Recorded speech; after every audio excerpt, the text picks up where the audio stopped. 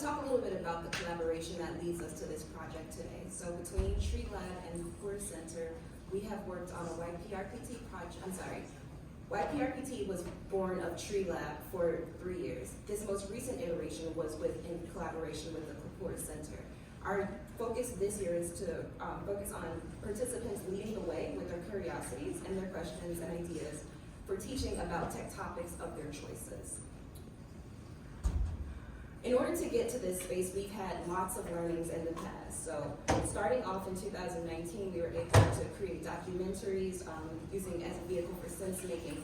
We then found that those documentaries worked out very well in classrooms. And so these are things that teachers are now using and requesting. We then realized, as one of the findings in an older paper, that there was lots of tension that came up around youth being able to choose their own topics to work. And so in this current iteration, we wanted to make sure that we were focusing not only on making sure that students were being able to bring in their own interests, but they were actual tangible resources that we could use and bring into computer science classrooms. That brings us to our question: what are the pedagogical and ethical challenges that emerge in learning environments designed to support youth in developing critical perspectives around technologies that they identify as being important and relevant to their lives? So in order to do that, we kind of took a three-pronged approach. So one being our paid internships, youth being positioned as experts, and then also co-writing computer science lesson plans. For our paid internships, we believed that it was important to be in an after-school context. We wanted to make sure that the students came in with their own interests to explore ethics in technology. In the space that we use, they were already doing a lot of that ethical work within podcasts and other programs. And then finally, that because we are positioning them as experts, that we compensate them as the experts that we're acting for them to be.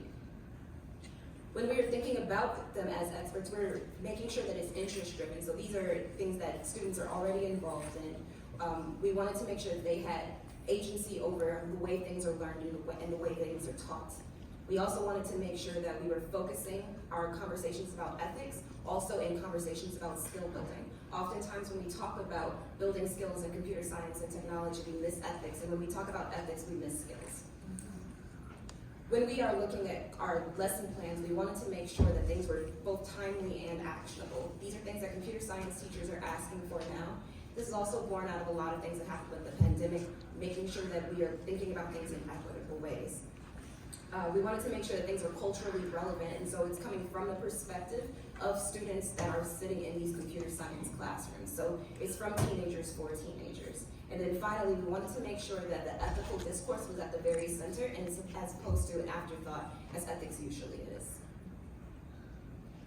For our exploratory case study, we did 6 weeks in an after-school environment where we got lots of participant artifacts, field notes, voice memos, interviews, and we worked together as a lab doing iterative coding, collective data memoing, etc. So I'd like to first introduce you to the NFT group that we're going to focus. I want you to meet Silver and Ishmael, who are two high school juniors who are active in NFT producers and traders, as well as being fledgling CS educators. NFTs. You guys are probably like, what is an NFT? NFTs, other known as non-fungible tokens, are a token. It's a token or art token that proves your ownership to a piece of object that's online.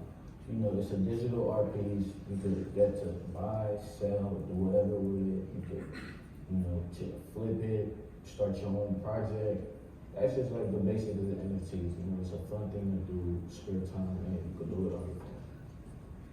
While we had 5 groups in total, the NFT group represents the largest knowledge gap between the facilitators as researchers and the students. And what we mean by that is that out of all of the topics, we were the most unfamiliar with crypto technologies and NFTs.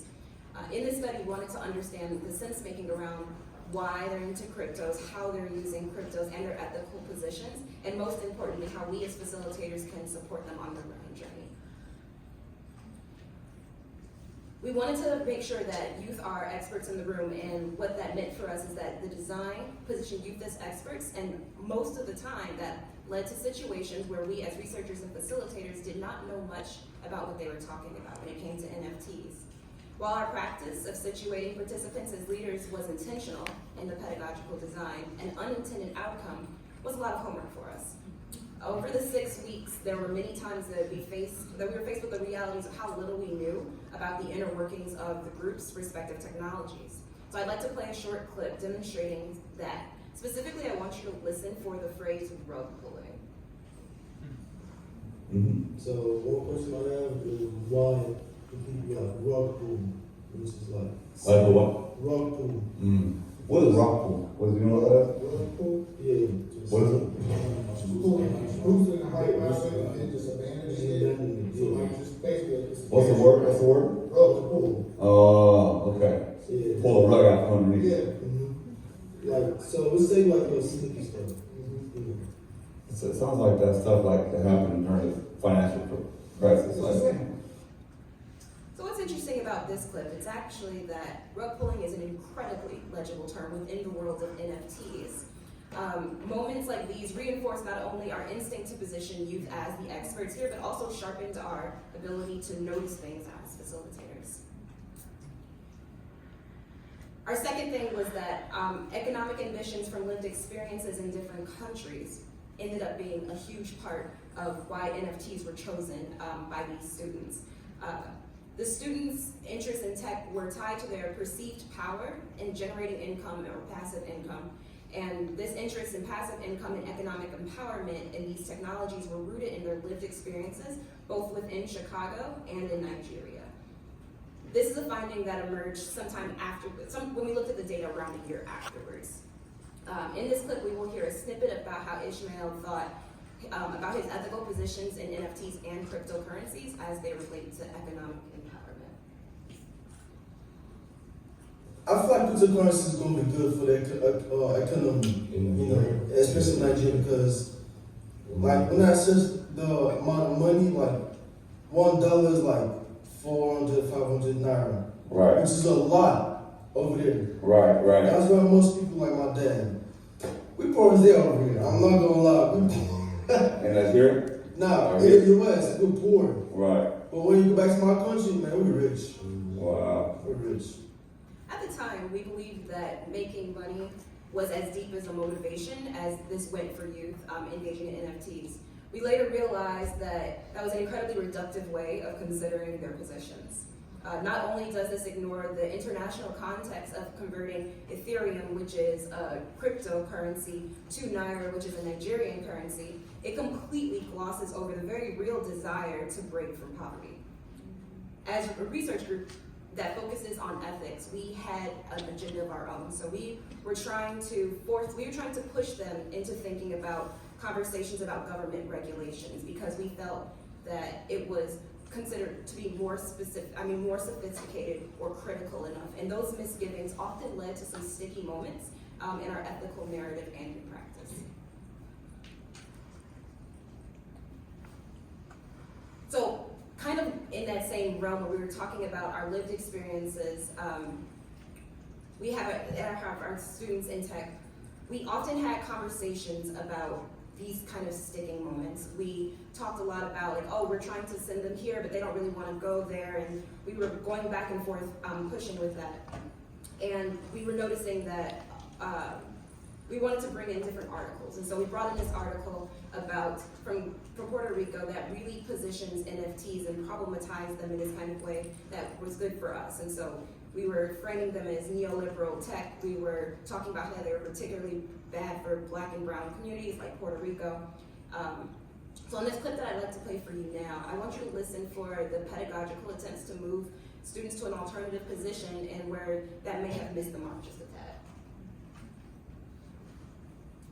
I did the thing that I was trying to avoid. I was trying to not say, you have my perspective on NFTs, here's another way to think about it, which is like completely in contradiction to their viewpoint.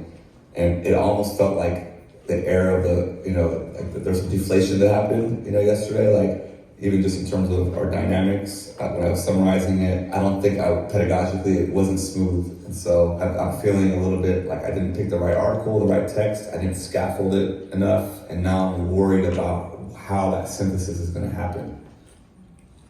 So we didn't understand NFTs or cryptocurrencies at the level that they did. And this was something that we really had to grapple with over and over. And as we looked at the data, we saw more and more examples of where we may have missed the mark in ways that were a little less obvious. So if you give a student homework and they have not done the homework and their homework was reading, it's very obvious, it's a very sticking point. And as educators, it's easy for us to say, why didn't you do the homework? It's super important, it's super critical. But what we need to do is our own homework, and we need to think about ways they're already being critical, and ways that they're already being very sophisticated in their thinking.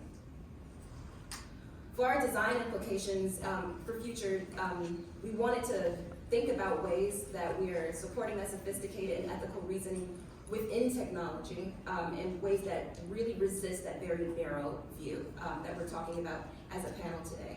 We also want to think about ways that global lenses very much impact the way that we do our teaching. As Americans, we were very much thinking in the context of Chicago, and we weren't thinking in the context of Nigeria. We weren't really thinking in the context of Puerto Rico. We want to make sure that when we are teaching our students, we don't know what they come in with. We want to make sure that we have those global perspectives built into our curricula. And then finally, for our pedagogical design that centers youth, we want to make sure that we recognize that it considers a huge investment from us as educators, and that we build in time to do our homework as a part of our lesson planning. I am just now realizing that there is a slide from our partners that was not mentioned, and so we're going to move on. So thank you so much for listening, and thank you.